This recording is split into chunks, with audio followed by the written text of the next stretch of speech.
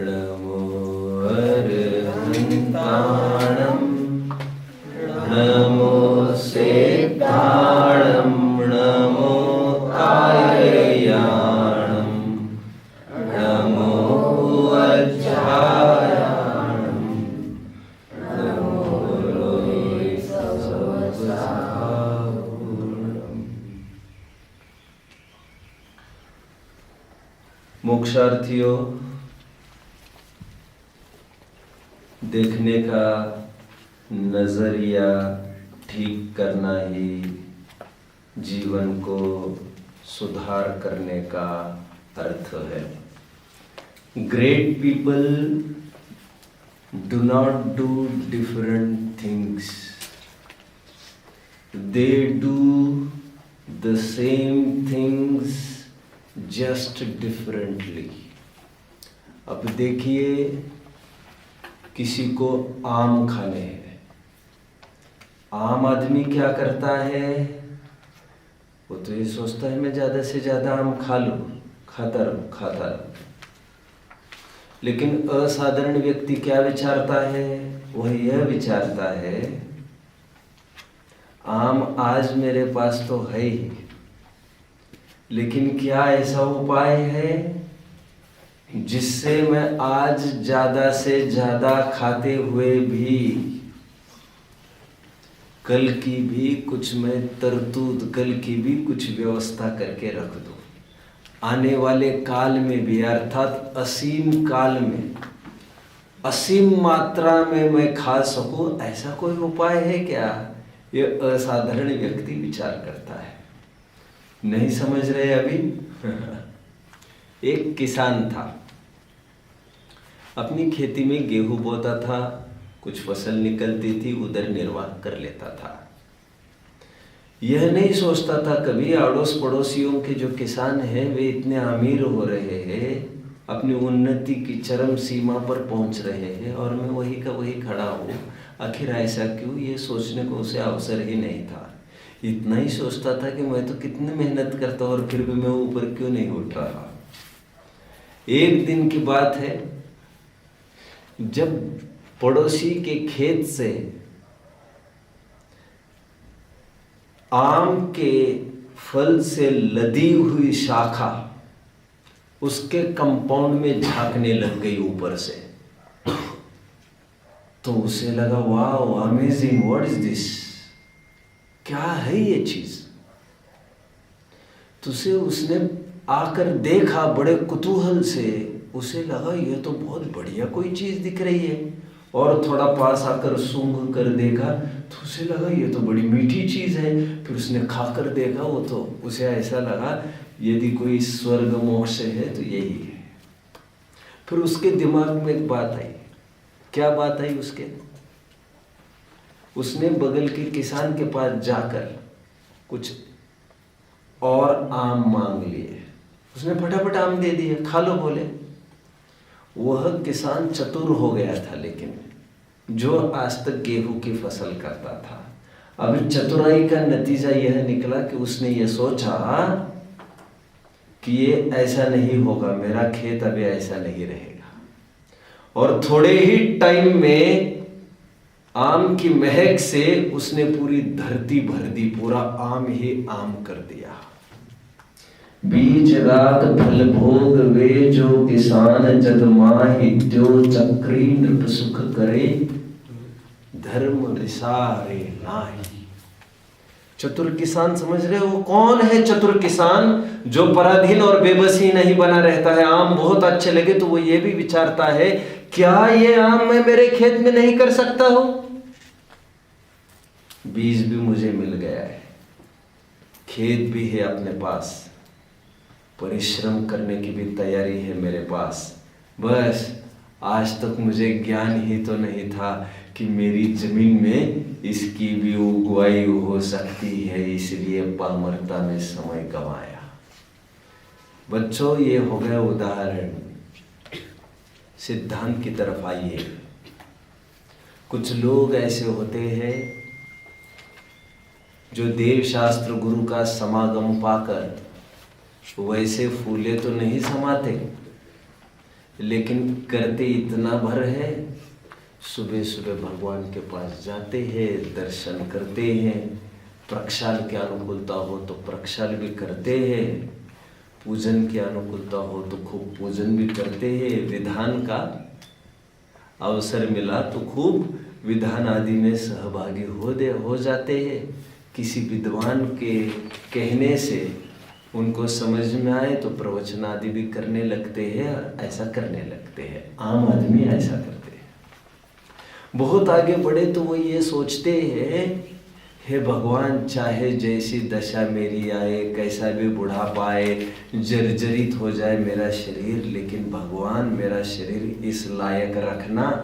भगवान कुछ नहीं करते, हाँ, इसकी अपनी भावना है। वैसे ऐसा शरीर मेरा बना रहे कि मैं भगवान के पास जीवन भर आ सकूं, और मरते समय में भी बहुत अधिक आगे बढ़े तो यही भावना बहता है कि जन्म जन्म तक मुझे देव शास्त्र गुरु का समागम मिले। यह आम भक्त है, आम भक्त, आम किसान जैसा, जो केवल हेटेरोट्रॉफवत, जो दूसरों के फल पर ही निर्भर है।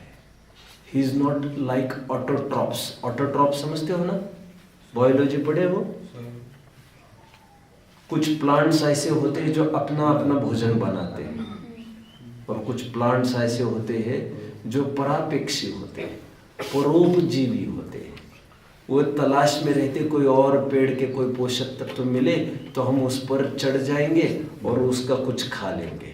हेटेरोट्रॉप्स एंड ऑटोट्रॉप्स, बायोलॉजी के ये दो वर्ड्स हैं, आम किसान और चतुर किसान।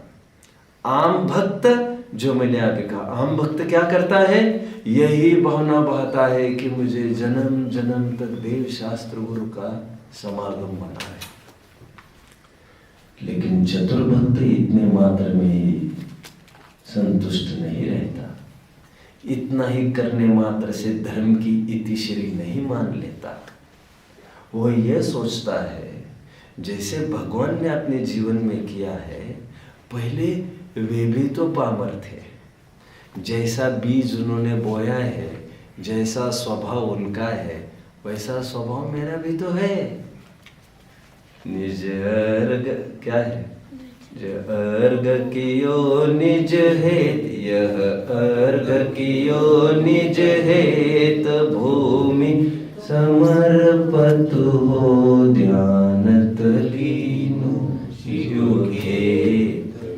ऐसा ही कुछ है ना?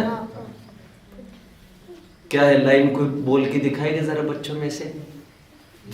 यह अर्घ कियो निज हेत, तुमको अर्पित हो ध्यानत लीनो शिव खेत भूमि। ऐसी खेती करने के लिए मैं मेरी भूमि समर्पित करता हूँ। वहां पर भूमि का अर्थ सामान्य भूमि नहीं है बच्चों, भूमि का अर्थ अपना निज स्वभाव। मेरा निज स्वभाव भी, मैं भी तो आपके शरीर का बन सकता हूं। तेरे सदृश यह अवस्था मैं एक दिन जरूर पाकर रहूंगा। चतुर भक्त, भक्त वो नहीं है जो भक्ति में ही संतुष्ट हो, उसके अंदर से ध्वनियां निकलती रहती है, भक्त नहीं भगवान बनेंगे। वो ये सोचता है भगवान का भूतकाल था वैसा ही मेरा वर्तमान है, भगवान का जैसा भूतकाल था वैसा ही मेरा वर्तमान है, जैसा भगवान का वर्तमान है वैसा ही मेरा भविष्य क्यों नहीं हो सकता। और वह उच्च प्रयास करने लगता है, कोशिशें। 3 बातें मैं कह रहा था। किसान को जरूरी है आम का बीज पता होना, जमीन उसके पास है ही, और तैयारी चाहिए उसके परिश्रम की। ठीक उसी प्रकार हमारा स्वभाव भगवान के स्वभाववत है ही, जरूरत है, और वो विधि वो भी हमें भगवान से मिल गई। स्वयं को आत्मा देखना, जरूरत है पुरुषार्थ करने की, निरंतर तत्व विचार आदि करने की। पंच परमेष्टि का स्वरूप समझना ही नमोकार पाठ को समझने का फल है। और पंच परमेष्टि का स्वरूप समझकर हम ऐसे ही नहीं रहेंगे। हम कोई मनुष्य नहीं है बाय नेचर। ये चतुर्गति भ्रमण करते करते किसी परिणामों के फल में आज हमें मनुष्य बनना पड़ा है, लेकिन अभी ये अवस्था बहुत टाइम की नहीं रहेगी। मिली हुई छोटी पूंजी में से हम बहुत बड़ा व्यापार करेंगे और अल्पकाल में हम समृद्ध हो जाएंगे भगवानवत। ऐसी भावना एक चतुर भक्त की होना चाहिए। कल तक हमने विविध पहलुओं पर चर्चा की। आज नमोकार के उपरांत आने वाली जो महिमा है उस महिमा पर विचार करते हैं। एक बार मैं महिमा यहाँ से बोलता हूँ। एसो पंच नमो यारो सौव पावपणासनो मंगलानं च सौवेसिं परमं होई मंगलम्। अब देखिए, इतने रहस्य की बात है, हमें पता ही नहीं चला मंत्र उपाधि को नमोकार के साथ आखिर जोड़ा किसने, और हमें सोचने की फुर्सत भी नहीं मिली क्या नमोकार में मंत्र जैसी भी कोई विशेषताएं है। ठीक उसी प्रकार आज पुनर्विचार करिए इस बात को।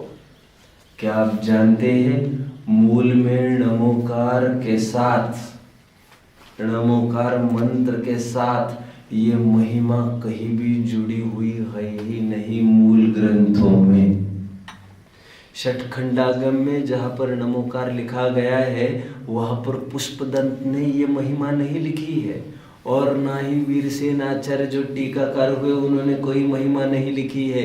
अब ये विचार का विषय बन जाता है आखिर ये महिमा लिखी किसने, और लिखी तो लिखी, इसके साथ जोड़ी किसने।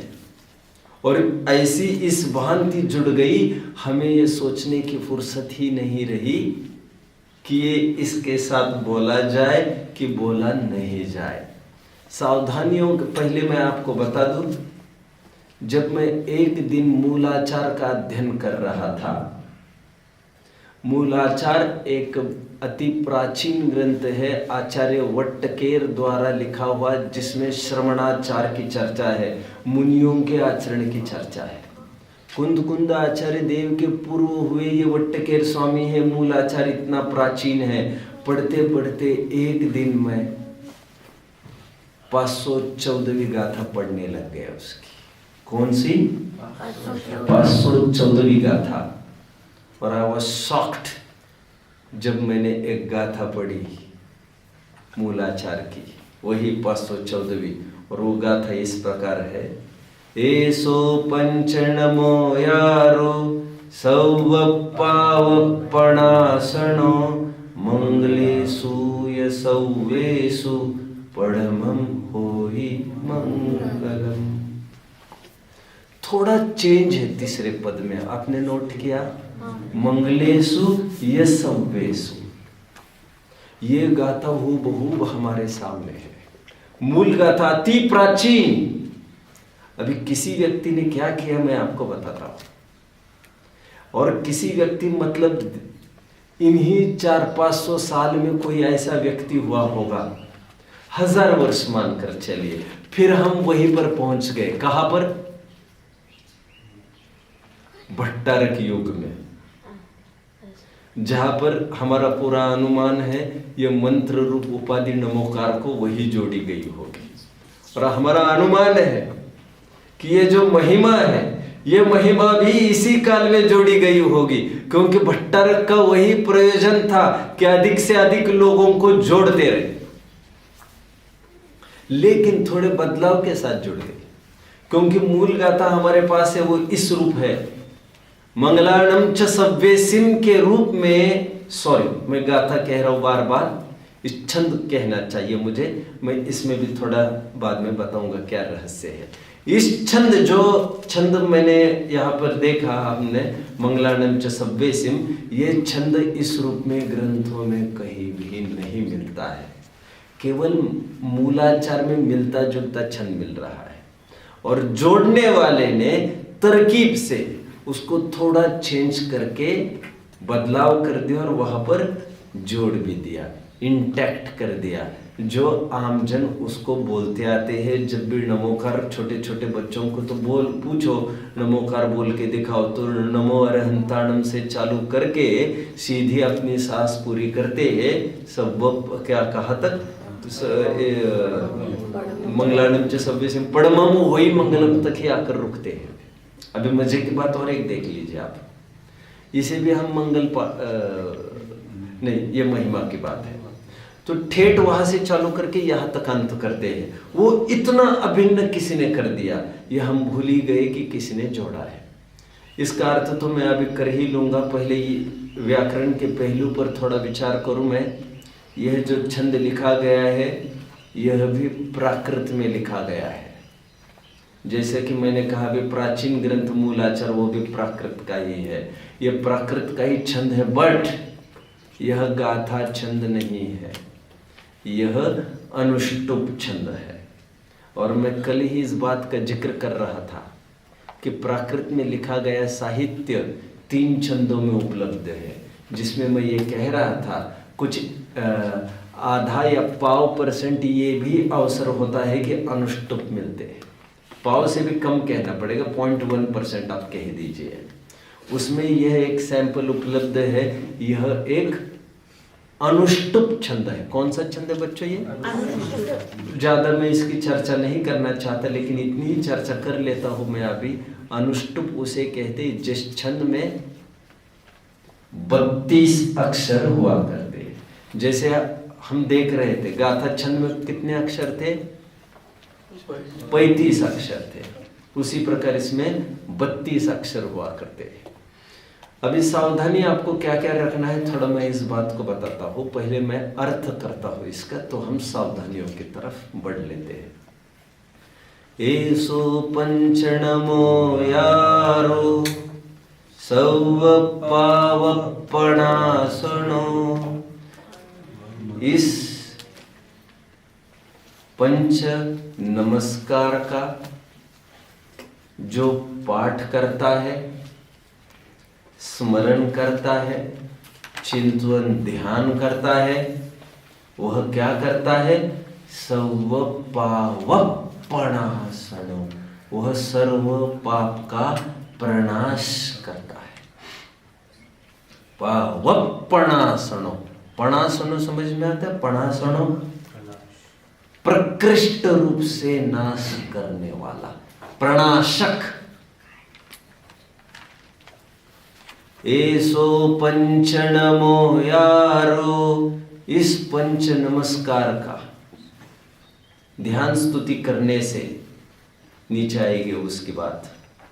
क्या होता है? समस्त पापों का नाश होता है। सब पापों का है क्षय कारक, मंगल में सबसे पहला नमस्कार या नमोकार, यह मंत्र जिनागम में पहला। जो हम कहते हुए इसी का अर्थ कहते हैं। सब मंगल में प्रथम सुमंगल, श्री जिनवर ने हेम कहा। फिर इसी का अनुवाद है। अब नीचे का अर्थ में थोड़ा सा आपसे पूछना चाहूंगा। ऊपर का अर्थ मैंने बोल दिया पहले 2 चरण का। एसो पंचनमो यारो सव पावपणासनो, सव का अर्थ मुझे करना है अभी, ये मैं जानता हूं, उसे टाइम लगेगा। मंगलाणम च सौवेसिम पढ़मम होई मंगलम, इसका अर्थ मुझे कोई बताएगा? तीसरे चरण का पहले बता दीजिए। मंगलाणम च सौवेसिम, सरल है, बोलिए। जो मंगल में प्रथम मंगल। शाबाश शाबाश, बहुत अच्छे तेजस। सभी मंगल में प्रथम मंगल है, जो अभी अभी चर्चा कर चुके हैं। मंगलाणम च सौवेसिम, आगे के चरण का मुझे अर्थ चाहिए। पढ़मम होई मंगलम, पढ़मम होई मंगलम, बोलिए। ये मंत्र का चिंतन करने बोल। प्रथम मंगल है। पढ़मम होई मंगलम, यहाँ पर पढ़म शब्द है ना बच्चों पढ़म, इसमें दो अर्थ करते हैं लोग। एक पढ़ने के अर्थ में करते हैं, जो इसे पढ़ेगा उसके पाप का नाश होगा, लेकिन ऐसा नहीं है। कोई करता हो तो करता हो, लेकिन पढ़मम होई मंगलम ये भी ठीक चलेगा। मैंने दोनों अर्थ देखे हैं और विद्वानों के द्वारा ही देखे हैं। ये तो मैंने मेरा इंक्लिनेशन आपको बता दिया। यहाँ पर पढ़मम का अर्थ प्रथम ज्यादा ठीक है। तो सब मंगल में प्रथम सुमंगल श्री जिनवर ने क्या क्या सावधानियां रखनी वो अभी मैं आपको बताता हूँ। कुछ बात करनी है आपको? नहीं। सावधानी एक, जब भी आप नमोकार बोलते हो, नमोकार सूत्र नमोकार मंत्र का पाठ करते हो, आपको चाहिए उसकी महिमा आप नहीं बोले। पहली सावधानी आपको यह रखना है। क्यों? क्योंकि हम ये बोलते जा रहे हैं, नमस्कार हो अरहंतों को, नमस्कार हो सिद्धों को, मैं भाव बता रहा हूँ आशय, नमस्कार आचार्य उपाध्याय साधुओं को, और यह सभी मंगल में प्रथम सुमंगल है। और इसका जो स्मरण करता है, इसकी जो स्तुति करता है, चिंतन ध्यान करता है, इसे जो कहता है, उसके सभी पापों का नाश होगा। भगवान नमोस्तु नमोस्तु नमोस्तु, और हम बाहर आ गए। हम ये कहकर क्या कहना चाहते किसी को? इसका मतलब कोई ऐसा किसान देखा है आपने जो बीज बोते समय ये रटता जाता हो, अभी ये मैं बीज बो रहा हूँ, इसका फल होना जरूरी है, अभी इसमें से फल होगा, ऐसा बोलने की कोई जरूरत ही नहीं है उसमें, क्योंकि बीज बोने पर स्वयमेव फल की प्राप्ति होती ही है। बीज बोने पर पानी देना, खाद डालना आदि उद्यम करने पर अपने आप ये सब होता है, मांगना नहीं पड़ता। और आप ऐसा यदि बोलते हो साथ साथ, तो एक प्रकार से आप मांग भी कर जाते हो। ये तो केवल इस प्रकार का छंद आया है, ऐसा ज्ञातव्य है, ये जानने लायक है केवल, लेकिन भगवान के सामने बोलने लायक नहीं है। समझ रहे आप? ये चिंतन करते हो तो करने लायक है, इसमें कोई आपत्ति नहीं है, लेकिन भगवान के सामने तो ये बोलने लायक नहीं है, क्योंकि आपको फल की प्राप्ति, फल कौन सा? पाप का नाश, समस्त पापों का नाश रूप फल की प्राप्ति तो वैसे ही हो जाएगी। सावधानी पहले आपको यह रखना है। वैसे एक सावधानी मैंने कल बताई थी आपको, कौन सी? बोलो। नहीं बोलना, ण बोलना है आपको। यह नमोकार की सावधानी थी, यह महिमा की सावधानी बता रहा हूं। यदि सभी सावधानियों को मैं एकत्रित करूं तो मैं ये कहूंगा ये मैंने दूसरी सावधानी आपको बताई। तीसरी सावधानी की ओर बढ़िए। कुछ प्रचलन इस कदर का प्रारंभ हुआ है अभी अपनी समाज में, नमो अरिहंताणम, नमो सिद्धाणम, नमो आयरियाणम, ये इस प्रकार से बोलने का एक ट्रेंड अपने में चालू हो गया है।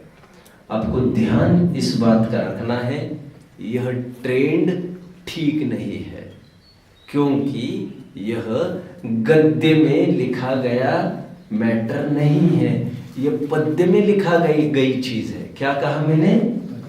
तो जो पद्य में लिखा गया हो, पद्य मतलब पोएटिक फॉर्म में, उसे पोएटिक फॉर्म में ही पढ़ना चाहिए आपको।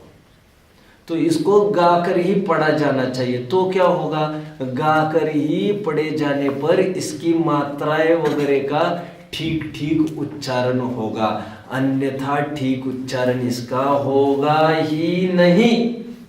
जो गाकर बोला जा सकता है वो गाकर ही बोला जा सकता है, वो पढ़कर नहीं। इसलिए ये परंपरा ठीक नहीं है, हम ऐसा नहीं करें। मैं आपको और एक बात कहता हूं। वैसे सावधानियां कितनी हो गई बच्चों? 3 सावधानियां हुई कि इसे गद्य में आपको नहीं बोलना है, इसे आपको पद्य में ही बोलना है। कायोत्सर्ग के समय में, चलो सावधानी 4th के रूप में आप इसे नोट कर सकते हैं। इसे पर्टिकुलर टाइम लिमिट में ही बोलना है।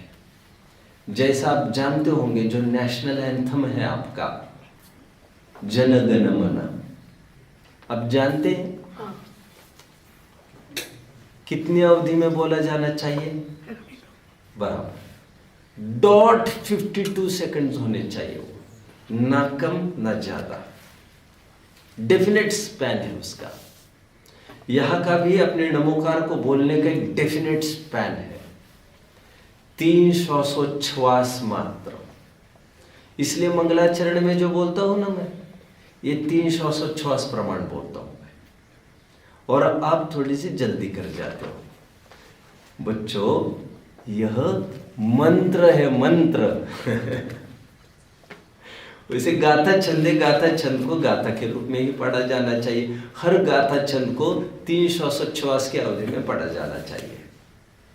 पहले 2 पद 1 श्वासोच्छ्वास में, फिर 2 पद आचार्य और उपाध्याय के दूसरे श्वासोच्छ्वास में, और नमो लोये सव्व साहुणम, ये जो 5वां पद है उसे अलग सा 1 श्वासोच्छ्वास में, क्योंकि वो बड़ा चरण है।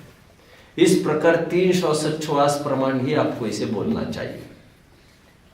नाउ कायोत्सर्ग के समय में, वैसे कायोत्सर्ग का अर्थ क्या था जो प्रवचनों के बाद किया जाता है? स्वाध्याय के पहले और स्वाध्याय के बाद में कायोत्सर्ग करने का विधि विधान मूलाचार में भी है। लेकिन आप जानते हो जो मूलाचार में लिखा है कायोत्सर्ग का, स्वाध्याय के बाद स्वाध्याय के पूर्व, वह कायोत्सर्ग लिखा है 25 श्वासोच्छ्वास प्रमाण। क्या लिखा है? 25 श्वासोच्छ्वास प्रमाण। अभी हमने यहां पर कायोत्सर्ग बोल दिया स्वाध्याय के बाद, और कायोत्सर्ग का अर्थ क्या था? काय के प्रति ममत्व का त्याग, हमारे आत्मस्वरूप को ध्याने की कोशिश। कितने काल के लिए? 25 श्वासोच्छ्वास प्रमाण। उसको मिनटों में भी निकाल सकते, कोई बड़ी बात नहीं है। ये शर्त थी उनकी। फिर हमने ये सोचा जो नए लोग हैं, जो छोटे छोटे बच्चे प्रवचनों में आए हैं, वे तो कुछ समझेंगे नहीं कि अचानक के सन्नाटा क्यों हो गया, स्वाध्याय खत्म हो रहे एकदम सब चुप क्यों हो गए। तो बच्चों को ये कहा जाता था पहले, बेटा 9 बार नमोकार मंत्र पढ़ो, यहाँ वहाँ मत देखो। छोटे बच्चों को ये कहा गया था। आज ये प्रचलन हो गया, कायोत्सर्ग के नाम पर नमोकार मंत्र ही बोला जाता है। और वो अभी 25 श्वासोच्छ्वास प्रमाण करना था, तो रफली हमने ये विचार किया 9 बार नमोकार मंत्र बोलने से कितने श्वासोच्छ्वास होते हैं? 27। तो लगभग वहीं पर चला जाता है मामला, इसलिए उसका प्रचलन प्रारंभ हो गया। बहुत पाप करते हो ये नहीं कह रहा हूं मैं, लेकिन कायोत्सर्ग का सच्चा अर्थ आपको समझना था। एनीवे, मुझे तो अभी ये बात कहनी है कि कायोत्सर्ग भी इतने समय का है, मतलब वहां पर भी नमोकार मंत्र यदि कोई बोलता भी है तो उसको गद्य में नहीं बोलना चाहिए, और आपको यदि बोलना भी है पद्य में तो किसी को लगेगा इसमें तो बहुत टाइम जाएगा, तो आप एक काम कर सकते हैं, समय की बचत के लिए आप बहुत आपको लगे तो 3 बार बोल सकते हैं 9 की जगह, बट उसे गाकर ही बोला जाना चाहिए। उसे बिना गाए केवल गद्य में नहीं बोलना चाहिए। कितनी सावधानियां हुई बच्चों? 4। अब सब्ब का अर्थ मैं यहां से किए देता हूं। सब्ब, वैसे इससे पहले एक सब्ब आया था, नमो लोये सव्व साहुण। वहां पर सब्ब का अर्थ भी हमने द्रव्य क्षेत्र काल भावापेक्षा किया था। इसलिए मैंने आज यह सोचा सब्ब का अर्थ मैं भी आज द्रव्य, यहां पर भी द्रव्य क्षेत्र काल भावापेक्षा करूंगा। समस्त पापों का नाश होता है, मतलब क्या? द्रव्य क्षेत्र काल भाव अपेक्षा हम विचार करते हैं। जो बहुत प्रचलित है उसका अर्थ मैं पहले कर देता हूं बच्चों। काल अपेक्षा अर्थ में पहले करता हूं। यह अर्थ सुनने वालों को लगेगा ये पहली बार सुन रहे नया अर्थ, लेकिन मुझे ऐसा ही ठीक लगता है जैसा मैं कर रहा हूँ, और जितना मैंने देखा है ऐसा अर्थ किया नहीं जाता है। सब्ब का अर्थ आपको यहाँ पर त्रिकाल ही लेना है। इसका मतलब भूतकाल का, वर्तमान काल का और पाप काल का, भविष्य काल का, तीनों काल के पाप का नाश होता है। जनरली क्या टोन चलते मैं आपको बता रहा हूं, उसका भी ऐसे चलो मैं ही खोलूंगा।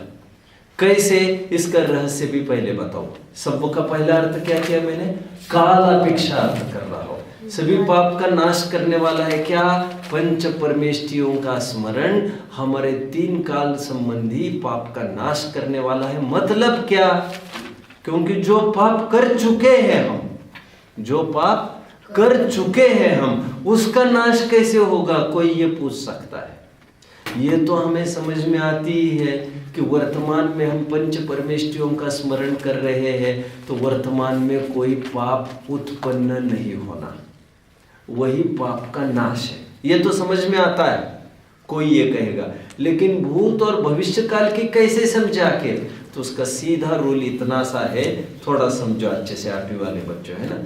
पूर्व में हमने कोई खराब काम किया था, हिंसा, झूठ, चोरी, खुशी, परिग्रह, खराब काम, पाप। पूर्व में हमने कोई पाप किया था। अभी पाप के कारण क्या हुआ, उन पाप भाव के कारण पाप कर्मों का बंध भी हुआ। पाप ये संज्ञा में दो के लिए दे रहा हूं, एक पाप भाव के लिए और एक पाप बंध के लिए। कितने जन समझ रहे हो बच्चों। वैसे पाप ये संज्ञा 3 के लिए हो सकती है, पाप बंध, पाप भाव, पाप बंध और पाप उदय, 3 के लिए हो सकती है संज्ञा। अभी मैं बस केवल 2 की बात करता हूं, पाप भाव और पाप बंध।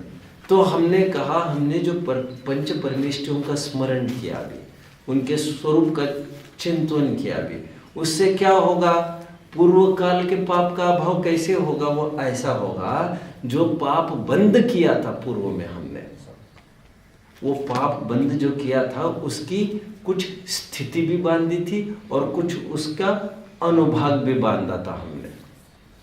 लेकिन स्थिति मान के चलो 10 दिन की बांधी थी और अनुभाग मान के चलो 10 डिग्री की बांधी थी। लेकिन पंच परमेष्ठि का स्मरण चिंतन करने से ऐसा भी होता है, सत्ता में पड़ा हुआ हमारा कर्म है, वो सत्ता में पड़ा हुआ कर्म भी डाइल्यूट होता है और वो 10 डिग्री से 5 डिग्री पर भी आ सकता है और 10 दिन से उसकी स्थिति घटकर 5 दिन पर भी आ सकती है, अरे 1 दिन तक भी आ सकती है। स्थिति घटने में कितनी भी घट सकती है। और एक उदाहरण प्रचलित है, बोलिए, सम्राट श्रेणिक का, उन्होंने स्थिति क्या बांधी थी, इतना पाप किया उन्होंने कि उन्होंने स्थिति 7वें नरक की आयु बांधी। उन्होंने दर्शन मोह की कितनी स्थिति बांधी, 70 कोड़ा कोड़ी सागर की बांधी। और जैसे ही उन्होंने प्रायश्चित प्रतिक्रमण किया, सम्यक्त्व की भी प्राप्ति की, वे कर्म आकर कहाँ तक अपकर्षित हो गए, कम हो गए, वो स्थिति घटकर दर्शन मोह की अत्यंत अल्प काल में अंत कोड़ा कोड़ी सागर, मतलब कहना चाहिए अनंत भाग घट गई, आप इतना मानकर चलिए। 1 कोड़ा कोड़ी सागर से भी कम हो गई और आयु जो उन्होंने 33 सागर की बांधी थी वो घटकर कहां तक हो गई, केवल 84,000 वर्ष तक, इतनी सीमित हो गई। तो ऐसा प्रावधान हमारे में है। कितने 8वीं के बच्चे मुझे फॉलो कर रहे हैं, देखो। किसी को समझ में नहीं आ रहा 8वीं वालों को, तो वे हाथ ऊपर करे जरा, समझ रहे। किसी को जेल हो गई, जेल समझते हो, अभी जेल हो गई और उसे 5 साल की सजा सुनाई गई। आपने कभी नोट किया है, 5 साल की सजा जो उसको भोगनी थी, उसने कुछ अच्छे कर्म किए, अच्छा रिपोर्ट आया, तो हर 26 जनवरी और 15 अगस्त के दिन इसका वैल्यूएशन होता है।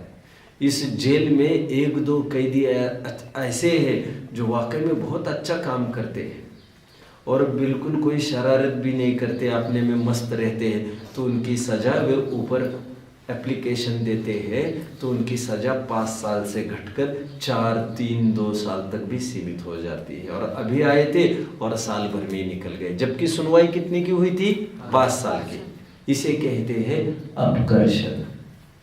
ये स्थिति घटना हुआ। और अनुभाग घटना किसे कहते हैं? जो काम उसे बड़े करने पड़ते थे, पत्थर फोड़ना, चक्की पीसना, आटा आदि पहले ज़माने में होता था, अभी ये काम न करके उसको छोटे मोटे काम दे दिए।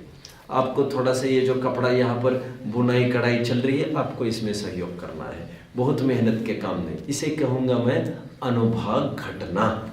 अनुभाग मतलब इंटेंसिटी घटना, स्थिति घटना मतलब पीरियड घटना उस कर्म का। तो ऐसा करने से बांधे हुए पूर्व पाप भी डाइल्यूट हो जाते हैं। इसलिए इस न्याय से मैं कहता हूं पूर्व काल का पाप भी नाश हो गया। और क्या आप जानते हो, यदि पुण्य में ज्यादा ताकत है, मतलब विशेष विशुद्ध भावना से आप नमोकार का स्मरण कर रहे हैं, पंच परमेष्टि का स्मरण विशेष विशुद्धि को लिए हुए करते हैं, तो बांधा हुआ पाप कर्म नील हो जाता है, नलिफाई, जीरो भी हो जाता है। कम ही होता है, अपकर्षित ही होता है, इतना नहीं, नील हो जाता है। और ये यदि विशुद्धि में और भी ज्यादा दम हो तो क्या होता है मालूम? बांधा हुआ पाप कर्म, सत्ता में पड़ा पाप कर्म, अब वो वर्तमान के विशुद्ध परिणाम से वो पाप प्रक्रिया पुण्य रूप संक्रमित हो जाती है, चेंज, उनकी क्वालिटी ही चेंज होती है। और बांधा हुआ पाप उदय में किस रूप में आएगा? पुण्य के रूप में। ऐसा भी हो सकता है। पाप के नाश का भूतकालीन मैंने ये अर्थ किया, अभी वर्तमान का अर्थ करता हूं मैं। जो ये स्मरण आदि करता है, चिंतन करता है, उसे पाप बंध नहीं होता है वर्तमान में। और भविष्य का इसका क्या लेना देना है? क्योंकि भविष्य तो टोटली स्वतंत्र है। मैं ये कह रहा हूं वर्तमान में ऐसा परिणाम करेगा तो उसका ऐसा संस्कार बनता रहता है, और संस्कार का असर भविष्य काल में भी देखने में आता है। भविष्य में भी कैसे नहीं समझे, जैसे आज अच्छा भाव किया, अभी बांधा क्या? पुण्य। अब उदय में क्या आएगा? पुण्य। जब पुण्य उदय आएगा भविष्य में तो उसको अनुकूलता मिलेगी देवशास्त्र गुरु के समागम की, जिसमें सहजता में उसे देवशास्त्र गुरु की भक्ति हो सकती है। संभावना की मैं बात कर रहा हूं। इसने ऐसे भविष्य काल का भी पाप उसका टल गया। भविष्य काल में पाप नहीं बंधने को ही मैं, वर्तमान और भविष्य काल के पाप के न बंधने को ही मैं पाप का नाश कह रहा हूं। नाश का अर्थ इतना ही नहीं, पहले होना चाहिए कुछ और फिर खत्म होना, ऐसा नहीं, उत्पन्न नहीं होना भी नाश है। ये मैंने अर्थ किया कालवाची सव का। जनरली क्या अर्थ करते लोग में, ये मैं बता रहा हूं, अन्य विद्वान, उसकी भी अपेक्षा मैं यहां पर खोल ही लेता हूं। वे ये कहते हैं भूतकाल की कोई कॉन्ट्रैक्ट नहीं है इसके साथ, ना भविष्य काल का। जितने समय के लिए आप पंच परमेष्टि का स्मरण करते हो उतने ही समय के लिए आप पाप का नाश करते हो, उसी समय में पाप का उत्पन्न नहीं होने की बात है। वे जो बात करते हैं, अपेक्षा बताएगा कोई, वे पाप भाव की तरफ से बात कर रहे हैं, और मैंने पाप बंध की तरफ से चर्चा की। तो भाव तो पहले जो हो चुका था वो तो हो ही चुका, उसका कैसे अभाव होगा? तो वर्तमान में एक समय में एक ही चीज रखी जाएगी। यदि एक कटोरी में, एक ही कटोरी है आपकी थाली में और आपको कटोरी में ही परोसना है, तो कटोरी में यदि सब्जी रखी जाए तो फिर आप हलवा कहाँ परोस देंगे? हम एक ही चीज तो परोसी जाएगी, और यदि हलवा परोसा जाए तो फिर सब्जी कहाँ परोसेंगे? ठीक उसी प्रकार हमारे उपयोग रूपी कटोरे में पंच परमेष्टि का स्मरण होने लग जाए तो उस कटोरे में अलग सा बोलिए, फिर पाप कहाँ रखा जाएगा? तो फिर पाप भाव को कोई अवसर ही नहीं होगा। ये दूसरा अर्थ भी मैंने सव्व का कालवाची किया। अब मैं आगे बढ़ता हूँ, सव्व का भाववाची अर्थ करता हूँ मैं। समस्त पापों का नाश। चलो क्षेत्रवाची तो बड़ा सरल है। क्षेत्रवाची का अर्थ क्या करेंगे? किसी भी क्षेत्र में किए गए पाप का नाश कर देता है। पंच परमेष्टि का स्मरण किन्हीं भी क्षेत्र में किया गए पाप का नाश कर देता है। अधोलोक में किया होगा, ऊर्ध्वलोक में कहीं भी किया होगा, उसका नाश कर देगा। अभी भाववाची और द्रव्यवाची दो बातें रही। कोई आइडिया है आपको द्रव्यवाची और भाववाची का क्या अर्थ बन सकता है? कोई आइडिया है? कोई जोर लगाएगा? नहीं, सरल है। द्रव्यवाची आपको अर्थ यह करना है, समस्त पापों का मतलब जितनी बार आपने पाप किया है उन समस्त पापों का नाश हो जाता है। और भाव का तात्पर्य हिंसा, झूठ, चोरी, कुशील, परिग्रह, अनेक अनेक क्वालिटी विचार करना है वहां पर, तो वो चला जाएगा भाव में। पाप कोई भी हो उन सब का नाश हो जाएगा। पांचों पापों का नाश हो जाता है। ये भाव पक्ष में विचारना। द्रव्य पक्ष में आपको विचारना है number of since committed. Number मतलब यहाँ पर हिंसा, झूठ, चोरी, कुशील, परिग्रह 5 की तरफ मेरा संकेत नहीं है, क्योंकि उसको तो हमने भाव में लिया, उनकी जाति अलग अलग है। Number of times you committed, इस तरफ में संख्यावाची द्रव्य पक्ष खड़ा कर रहा हूं सब्ब के अर्थ के करने के लिए। कितने जन सब्ब का व्यापक अर्थ समझ चुके हैं? I want to know. नहीं समझे? किसी को कोई डाउट हो तो पूछ सकते हैं। आप समझ गए सत्कार अच्छे से? सब बोल सकोगे आप सब्ब का अर्थ? द्रव्य अपेक्षा, क्षेत्र अपेक्षा, काल अपेक्षा, भाव अपेक्षा बता सकोगे आप? पिछली बार का ना? हाँ, पिछली बार का सब पिछली बार का अभी का आप बता सकेंगे? द्रव्य अपेक्षा, क्षेत्र, काल, भाव चारों अपेक्षा बता सकेंगे? समस्त पापों का नाश का क्या अर्थ है बता सकेंगे? एक ही प्रश्न पूछता टू टेस्ट। कालवाची का क्या मतलब है? तीनों काल का। ये अर्थ किया बंद की तरफ से। भाव की तरफ से करेंगे तो केवल वर्तमानवाची कहना पड़ेगा। और बहुत दाव लगे तो भविष्य का भी कह सकेंगे, भविष्य में भी उत्पन्न नहीं होगा।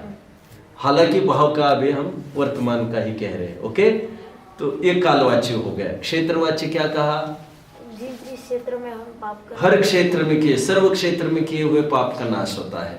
भाववाची क्या कहा? 5 पाप, किसी भी जाति का पाप हो उन सब का नाश होगा। हिंसा की हो गए, झूठ की, irrespective of what since you have committed, कुछ भी पाप किए हो उससे फर्क ही नहीं पड़ता।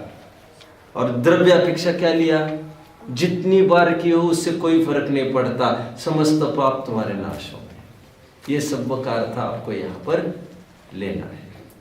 लेकिन आपको और एक सावधानी रखना है। सावधानियां कितनी हुई थी? 4। ये तो सब का बीच में अर्थ कर दिया। अंतिम सावधानी समझ लो जो 2-3 मिनट में मैं पूरी करूंगा।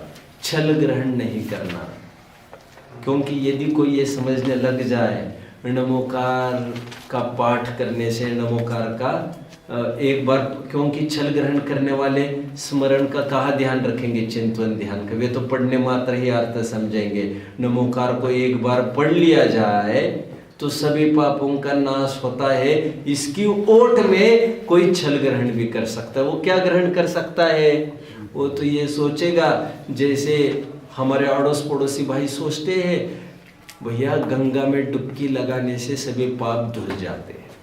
तो वो करता साल भर पाप है और करने की भावना भी रखता है, और मूछ मरोड़ के ये कहता रहता है हमें कोई फिक्र नहीं है, हम तो गंगा में डुबकी लगा लेंगे जाकर।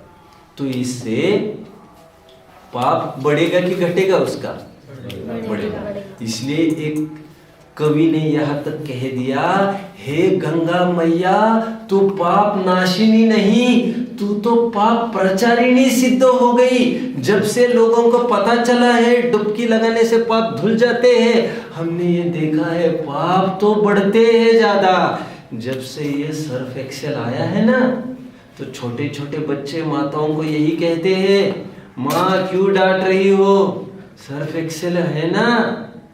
नहीं समझ रहे आप? पहले ज़माने में माताएं डांटती थी, बच्चों को कहती थी बेटा कपड़े बहुत ख़राब कर दिए। अभी तो बेटा कहते हैं मम्मी अभी क्यों डरना, अभी तो सर्फ एक्सेल है, अभी तो मिनट में धुल जाएंगे। तो सर्फ एक्सेल का आना, डिस्कवर होना, यह तो वरदान नहीं अभिशाप सिद्ध हुआ। ठीक उसी प्रकार कोई इस ओट में ये छल ग्रहण करने लग जाए, नमोकार हम तो झट से बोल देंगे और कुछ भी पाप कर लेंगे तो हमारे जरा में ही धुल जाएंगे।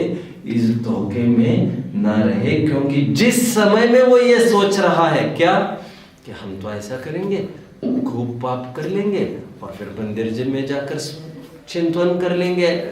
हालांकि वो चिंतन की क्या बात करेगा, स्मरण जिस समय में वो सोच रहा है ना उसका चिंतन ही खराब है। इस समय में तो उसका पापन चालू हो गया, उसका आशय ही ठीक नहीं है, वो गलत अर्थ में उसका प्रयोग कर रहा है, तो उसको उसका घाटा ही होगा। समझ रहे हैं? ये पाप से निर्मुक्त होने की जिसको भावना है वो पाप करते समय में भी फिर वो सावधान होगा, मुझे पाप नहीं करना चाहिए। हम पंच परमेष्टि का स्मरण ही इसीलिए करते हैं और यह हम क्या कर रहे हैं, ऐसा पॉजिटिव अप्रोच उसका होना चाहिए। ये हमने नमोकार की महिमा का भी प्रकरण देखा। किसी को कोई डाउट होगा तो पूछ सकते हैं।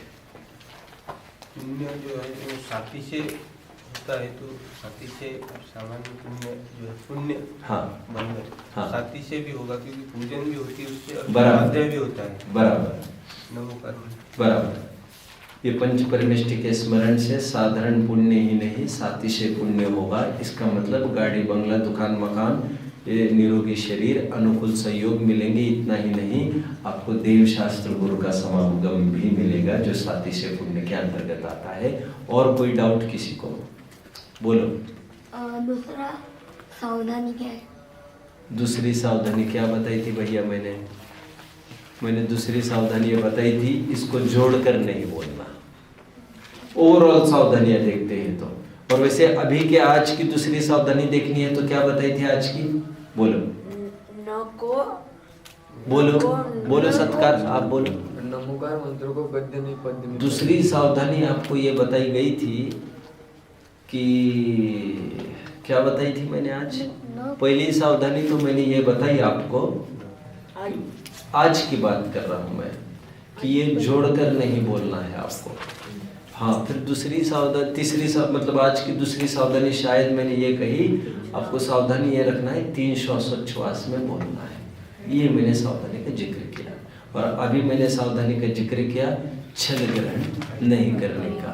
कुल हमारी 4 सावधानियां हो गई। एक सावधानी नमोकार संबंधी और 3 सावधानी, वैसे 2 सावधानियां हैं नमोकार संबंधी और 2 सावधानी इस संबंधी। बोलिए। सब का भाव अपेक्षा। सब का भाव अपेक्षा बोलो। और किसी प्रकार का पाप, कोई भी प्रकार का पाप, जाति कुछ भी हो, हिंसा हो, झूठ हो, चोरी हो, कुशील हो, परिग्रह, भावापेक्षा, सभी प्रकार के पाप का अभाव हो जाता है। ठीक है, और कोई डाउट किसी को? बस करते हैं। ओम।